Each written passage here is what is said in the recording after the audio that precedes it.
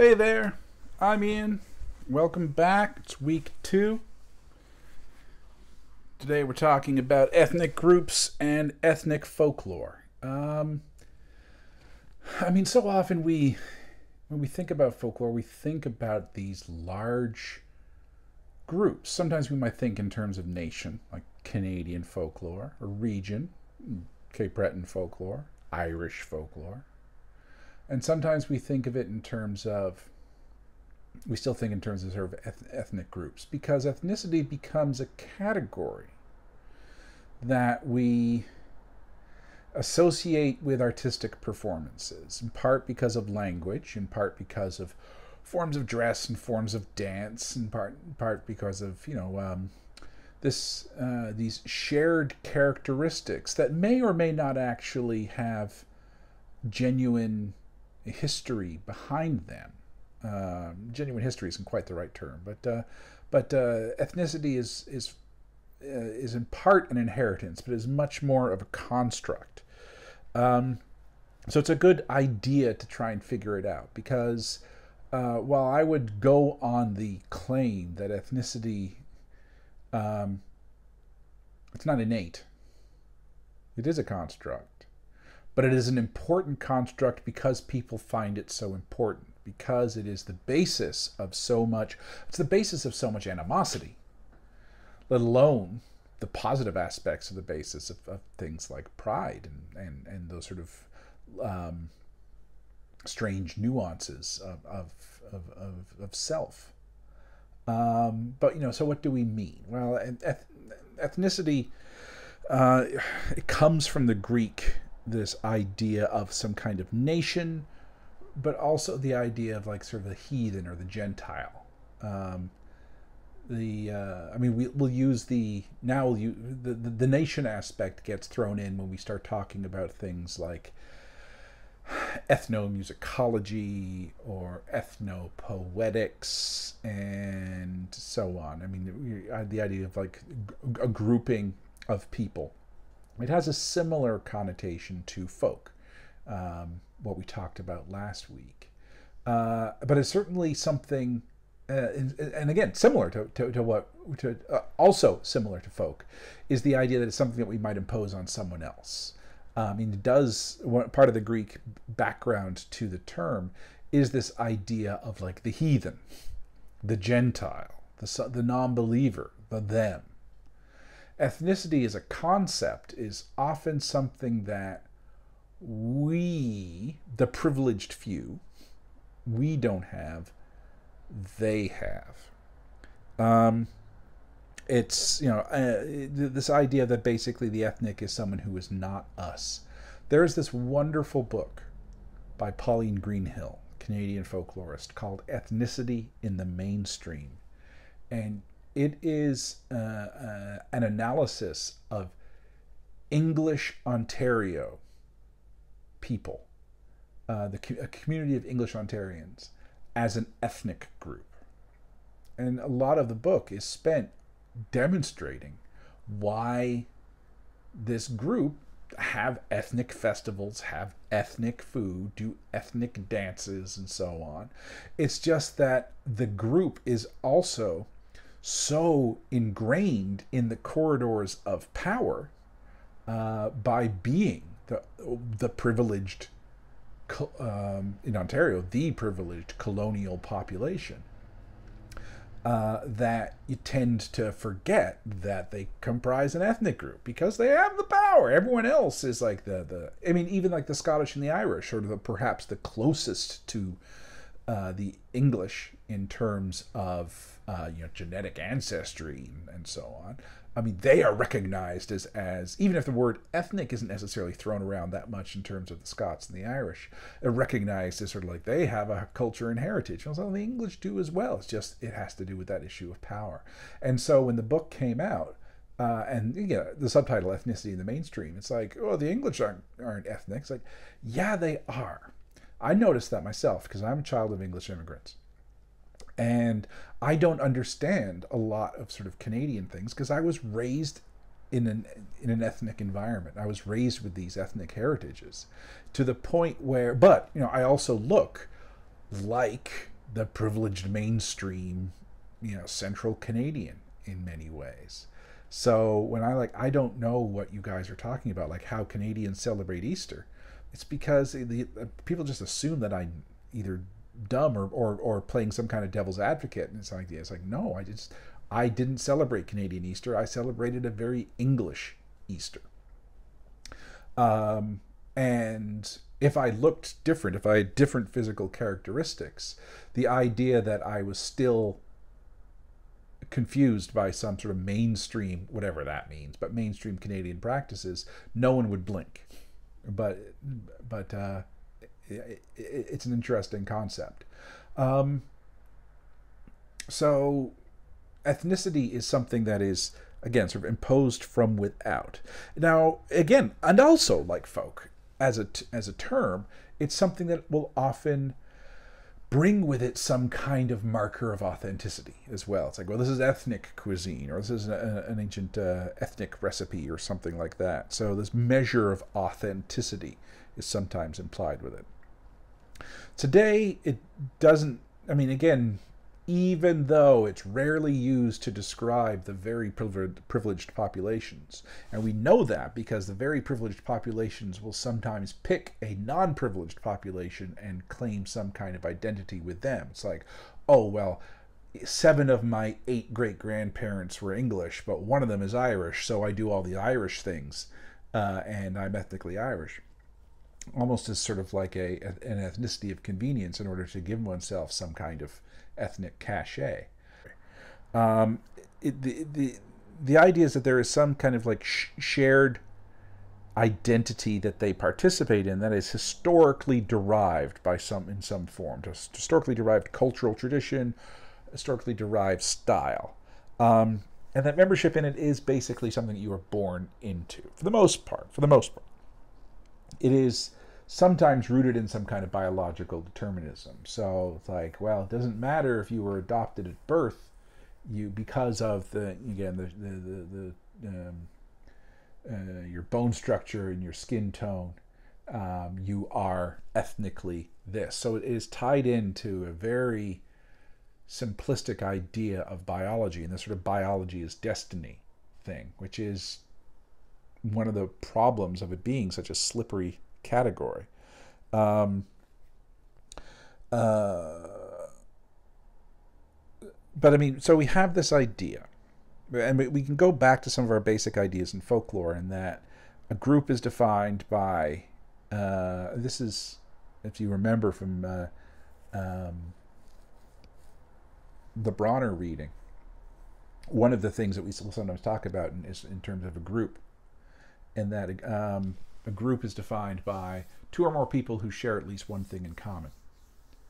And if the thing in common that is shared is something like language, physical characteristics, that might be enough to start making those sorts of claims. But it's also something that is imposed upon someone else. So we might have these statistical groups. We might have groups that are like people who have size 9 feet. A classic example. It's like, okay, well, do people who have size 9 feet really constitute a folk group? It's like, well, probably not, because they don't necessarily find that meaningful. It might be a shared characteristic, but not necessarily something that they find meaningful enough to build a community around. Now, as a large-footed person myself, as someone in the 12 or 13, you might start tentatively thinking about large-footed people as at least having something in common with other large-footed people, in terms of, oh, the stuff is hardly ever on sale, or it's the first stuff to like disappear during a sale, or sometimes certain fashionable styles of shoe aren't necessarily available in it, and so on, or certain styles of shoe just do not look particularly flattering once they get to a larger size, and so on. So, there might be enough to like have mutual pity parties of commiseration about having large feet, but more or less statistical. But there are other things that might be merely statistical that are actually very important. So you might have things like, survivors of cancer, where you might not have anything in common with another person apart from this one thing, And even though your worlds might be different apart, you have this point of overlap, so much so that you might meet someone and immediately have these points of similarity, these points of, oh, at least this one point of similarity, and therefore other points might create each other. But folk groups emerge when really we sort of think of these things as significant according to us, the people who are part of it. It's like, I find this thing meaningful, you find this thing meaningful too, therefore we have a community that kind of emerges. And we really see that in terms of online communities. It's like, I like this thing too, let's be best friends, even though we might otherwise have absolutely nothing in common, including such, shared things. I mean, so often the things, just, I'm blathering, but think about like where you grew up. It doesn't really matter where you grew up because you grew up. And like where you had a real community based in part on the fact that you lived on the same street. So you have like neighbors and so on, where you might not have had anything else in common with these neighbors apart from this geographical proximity. But because you had this geographical proximity, there were other things. Like you had, it's quite probable that you're likely to speak the same language. It might be likely that you, as a child, you went to the same school, so you had different levels of overlap. You might have be in different associative teams or in different associative groups. You might have different church affiliations. You might have parents with same occupations or similar occupations, or they have similar things and so on. So agglomeration. But otherwise, it's like your best friend is your next door neighbor. That's not necessarily your soulmate, but you nevertheless have a deep point of contact. But the significance can also be imposed upon someone, upon a group, and that, oh, you all do this thing, you are all this way, and so therefore you have something in common. An example that is drawn from, Elliot Oring talks about that, is the concept of the gypsy. And we don't use the gypsy as a term much anymore. I'm going to use it, and I'm well aware that the people that this term is being applied to do not participate in this term. At least when they do, they participate in a way that's radically different from the way that most of the outsiders who are using the term participate in it. For many, it is, for them, for the outsiders, it's often sort of a blazon populaire, or at the very least some kind of romanticism. When we're talking about, like, the Roma people, the Luteri people, and so on, different communities, maybe emerging from similar places in Eastern Europe, with similar practices, but they recognize themselves as distinct individuals. But when they come in contact with particularly people in positions of privilege, their similarities we only see, and again I'm using the we because we're always going to be thinking in sort of like double sense, but we see the similarities, we do not grasp the differences, and we glom them together, and they are, and oddly enough, then they do become a community because they have common cause, at the very least the common cause of having been categorized in the same way. Another example, a sort of a similar example, is remember last week when I was talking about how Italy didn't exist until the 19th century. There was Italians, but there's a whole bunch of different sort of communities. We see that in the United States, where in Italy, where you are from in Italy is very important, and there's long-standing, centuries differences between the various places. Northern Italy is different from southern Italy, is different from Sicily, is different from Rome, is different from coastal, is different from the interior, and so on. These communities, yes, they are bound by a more common language than it is different. Obviously, you have variations in dialects, but Italian you can more or less draw out as a thick overlapping language.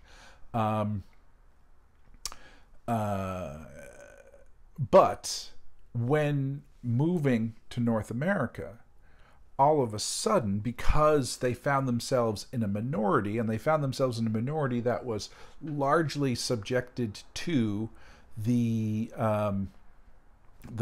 privileged positions of Anglo North Americans, who all looped them into the same category as of Italian.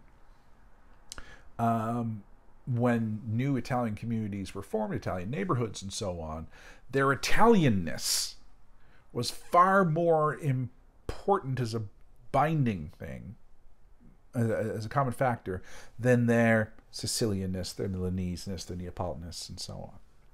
So the outside group basically defined their ethnic category. We see this in Toronto as well, where we have a large population from the various nationalities that comprise the Caribbean. But when they go to Toronto, for example, when the Caribana Festival was put together, it's like, well, why don't the people from the Caribbean have a festival? It's like, well, because you're talking about dozens of different nations with long-standing differences. It isn't rivalry in terms of warfare, but it's rivalry in the same way that different communities have them. And so, different food traditions, different musical traditions, different histories, different sense of grievances. I mean, especially when they are all subject to various forms of colonial oversight, and some had greater access and some had lesser access, or greater infrastructure given to them and some had lesser, and so on, and those have consequences. And then when they come and they're all like sort of grouped in under the same umbrella, sometimes they will accept it as a matter of convenience, but still they need to negotiate through that accepting together. And now bringing it back to, we're talking about groups and similarities, so I'm recognizing that this is a parallel to ethnicity. But if you want to think about Atlantic Canadians, when they go to central Canada, and they're kind of all shoved under the same umbrella, aren't they? And it's like, oh, Atlantic Canadians, like, oh, where are you from? As if there is a difference between New Brunswick and Nova Scotia and PEI. Newfoundland still retains something about it, but the very varied areas of Newfoundland just get shoomped into one category as well.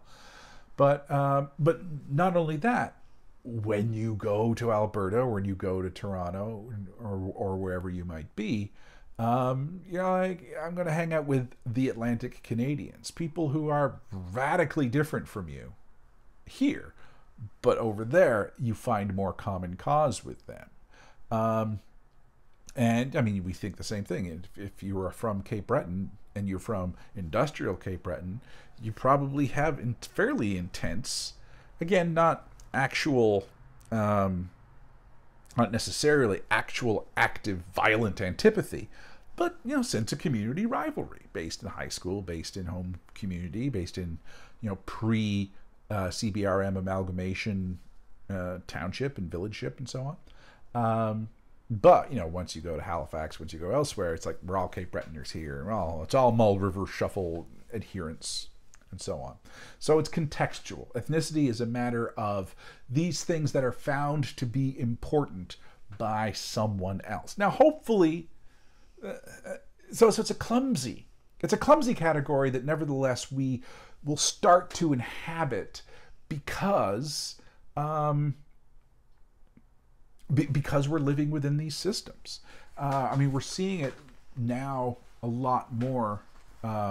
We're starting to see it unpacked, and we're starting to see it unpacked in terms of remembering that there really is no such thing as a First Nations identity, that it is a number of different nations with a number of different histories and a number of different traditions and a number of different motifs. We lump them all together, again, this we, in part because of legislation, in part because they have analogous histories under the legacy of colonialism, irrespective of what similar pre-contact histories they might have in terms of, linguistic patterns and so on, and pre-contact systems of trade, which are, of course, important, but within the context of the colonial enterprise, some of those get squashed, and then it's like, First Nations, all one group. And now we are, again, this weird we, are unpacking that oversimplification of identity by drawing it out and recognizing territory and recognizing language and recognizing things. But we still sort of, accordion-like, we sort of participate in that. Sometimes it's a number of different people, and sometimes it's similar. And when is what's happening? And it's not simply us, the outsider, it's the First Nations themselves. When do they find common cause with each other, in as much to say, all right, we are First Nations, as if that is a unifying category?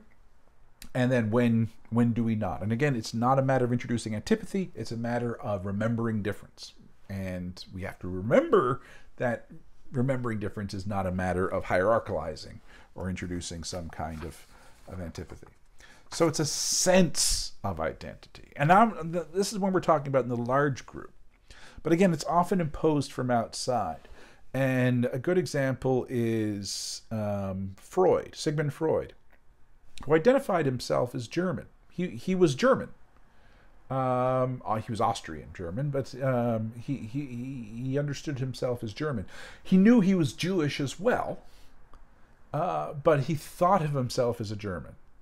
He only really thought of himself as Jewish when it was convenient, because he liked Jewish jokes as well. If you've ever read Freud's stuff on joke, he loved Jewish jokes, and he used that as a way of trying to understand the psyche, and he also tried to use what he knew of the psyche in order to understand jokes. But his Jewishness trumped his Germanness as far as the oppressive regimes of the 1930s mattered. So it's like, no. Again, that sort of expulsive way. No. You are Jewish, and that is what was threatening to him. So that is what ultimately impelled him to flee Germany. It's like, I am not German here, I am Jewish here. We see that contextualism all the time. We see that in interesting migrant communities as well. There's a classic joke. It's an Israeli joke, and it has to do with a Russian who, after years of oppression, finally emigrated from Russia and immigrated to Israel. And then 2 years later, he decided to go back. It's like, why? It's like, well, in Russia, I'm a Jew, and in Israel, I'm Russian. And it has to, that sort of level of contextualization is kind of key. So this notion of ethnicity is a way of trying to categorize, but the categorization is subjective. It is not necessarily objective.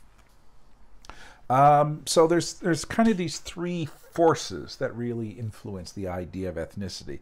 And I think in Canada we're very familiar with them. One of them is nationalism, which is the sense of the identity that is distinct from some kind of outside or colonial power.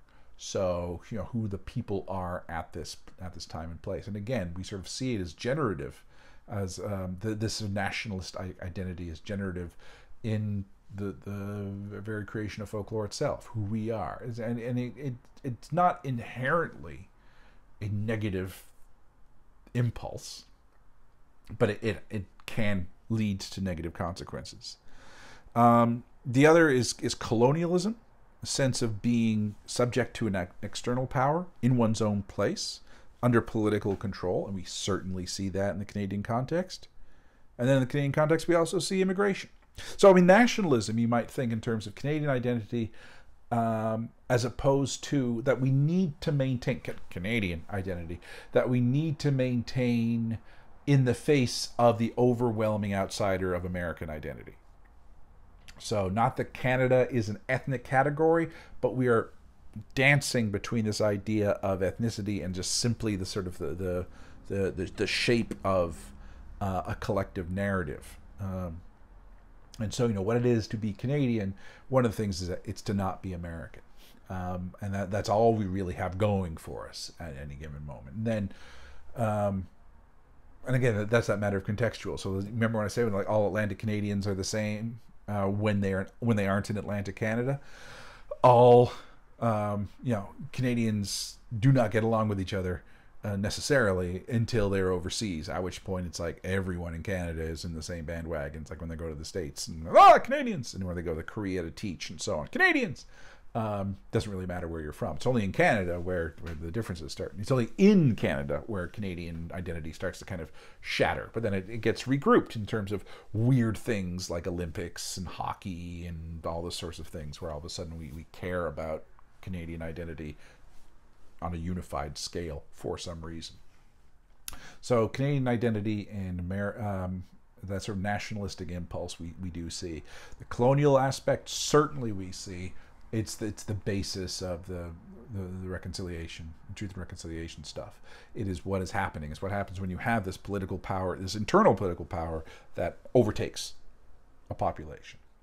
And I think in the Canadian context, that is a legitimate force of history. Sometimes we imagine this outside influence that we are colonial. We have been colonized in our own place by some kind of insidious outsider, where that is not commensurate with the historical record, and yet nevertheless we might act upon it. So that's things like, that's kind of like what happened with Pol Pot, and the idea of the cleansing that happened in Cambodia, and their cultural revolution was in large part sort of the expulsion of the sense of the influence of outsiders. It was really just the massacre of the intelligentsia, and so on. We saw that in various forms. Uganda, when Uganda when Idi Amin expelled the Sikh community, the idea that they were they had sort of colonized Uganda. Not exactly the case. I mean, Uganda was still reeling from the prior English colonization, and that's the colonialism that they're reconciling with. But when Idi Amin came and he expelled the Sikh community, they were basically, they had been brought in, or they came in as merchants more than anything. So that sense. So the sort of strange incommensuraness. And then we have immigration, where a population moves into a place and might shift from being a majority in one place to a minority, although not always the case, as in what happens in Israel, where you have someone who's a minority and coming into a majority. But at the very least, this sense of all of a sudden the no longer necessarily being the habits, the narratives, the food, the dress, the clothing, and the physiognomy is not necessarily the commonplace of the group, of the large scale group in which you find yourself in, but rather it is now sort of seen as a matter of difference. And so it's like all of a sudden, and again, just like in Italy, no one cares that you're Italian. In North America, they do. If you've ever traveled, again, you might not. I mean, if you're in Cape Breton, you probably recognize this, because Cape Breton, through a sense of sort of nationalism and colonialism, the sense of sort of being colonized, there's this idea that Cape Breton identity is particularly unique and distinct, and potentially even under threat. But if you you might feel that already. But if you've traveled elsewhere, and if you travel internationally, and all of a sudden you realize, oh, I don't know this language at all, and your food is served differently, and the language is different, and people are dressed in a different kind of way, and it's like, especially if you have benefited from the ills of privilege, and all of a sudden it's like, I am not the mainstream here. It's a very potent realization, and something I think we should all do. It's one of the benefits of travel. It's like, okay. And remember, these three impulses, nationalism, colonialism, and immigration, they might have historical bases, but just as importantly, it's this sense that they are active, because this is about perception, not necessarily whether that perception is entirely commensurate with some kind of historical objective network, objective record. And so ethnic folklore is that which it helps to play a part to maintain this definition of ethnic groups, both from within and from without, because ethnicity becomes then something that we can play with, and we can be creative with it. I seem to be, so far, been talking about this as this kind of imposition, but it isn't necessarily an imposition. It's just it's just becomes a vocabulary of ways of understanding oneself, and in a way of sort of shrinking one's own group to sort of a meaningful size. It will talk about, ethnic folklore often deals with the interactions between groups. Robert Klimish, great Ukrainian-Canadian folklorist, Robert Klimish, who is not only Ukrainian-Canadian, his object of study is the Ukrainian-Canadian population, particularly in the prairies. And he has this foundational reading in ethnic jokes and the ethnic joke. And for him, the ethnic joke is not jokes told about other ethnicities. That is certainly a category that we can get into. But it's jokes that an ethnicity will tell about its own sense of self. And it's usually because they do find themselves within this minority. And the ethnic joke is often directed from one generation to the generation above it. So it's about, there are often jokes told about older people who have yet to go through the kind of full assimilative processes and don't quite get Canadian stuff and don't quite get English in the same way that the generation does. So it's this kind of respectful mocking, if that doesn't sound too contradictory. It's like, oh, well, and the old guy comes in and sort of playing with these boundaries of someone who doesn't quite fit in. There's a whole realm of humor there. And it's forged more than anything in contrast. And that's where we get to one of the big ideas in folklore that's good to remember. And it's what a guy called William Hugh Jansen called the esoteric and the exoteric factor. The esoteric and the exoteric factor in folklore has to do with the idea that we, as a group, now I'm not talking about we as folklorists. I'm talking about we as you and I are together in this we. We're all this part of this first person plural. We have a sense of ourselves. We have a sense of who we are, our expectations, our strengths, our weaknesses, our values, and so on. And they're manifested in the reference. They are reference, TS, in our songs and our stories and our jokes and so on and whatever. And that's their esoteric lore. It's kind of what makes us us. And then there's exoteric. And it's our sense. It's our sense of them. And it's like what we think. And that's where it starts forged through contrast. We do this, they do that. We do this, they do that. We do this, they do that. We think this, they think that. We eat this, they eat that. We dress like this, they dress like that, and so on. And you can start to perhaps fill in any example that you want. And then it's reflective as well, because then there's our sense of their sense of us.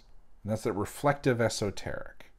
It's like what we think they think we think about ourselves, or what they think we are like, more than anything. And that's an interesting thing. And when I talk about tourism, about when you want to draw people in, it's like, okay, well, what if we want to bring people here? What do we think that they already know about us that if we have here will meet their expectations and delight them? So we might uh, build on our we're building on our assumptions. And of course, this is a professional thing, so we're doing market research and so on. But basically, we're building on our assumptions about what they think they want when they come here.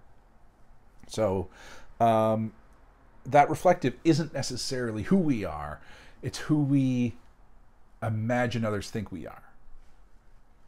So yeah, fill in the blanks there. And then there's this reflective exoteric, what we think they think we think of them. And that's really key. And that's key in all of folklore study. So whether it's region, and again, in the classroom, I'll give this example of Canadians versus Americans, where we are the Canadians and they are the Americans, and then I switch it to Atlantic, and it's like, oh well, you know, Americans can't drink and they have guns, and you know, well, what do Americans think of us? Oh, they think we all live in igloos and so on, blah blah blah blah blah blah blah. And then it's like, okay, let's fill in the blanks, but with Atlantic Canada versus Central Canada. And then let's fill in the blanks about Cape Breton versus the mainland. And then let's fill in the blanks in terms of like Sydney versus Glace Bay. And all of a sudden, it's amazing how those Glace Bay people, they think that we think we're all so falutin'. It's a really interesting contrast. But so it's there in terms of place. It's there in terms of occupation. But it's also there in terms of ethnicity.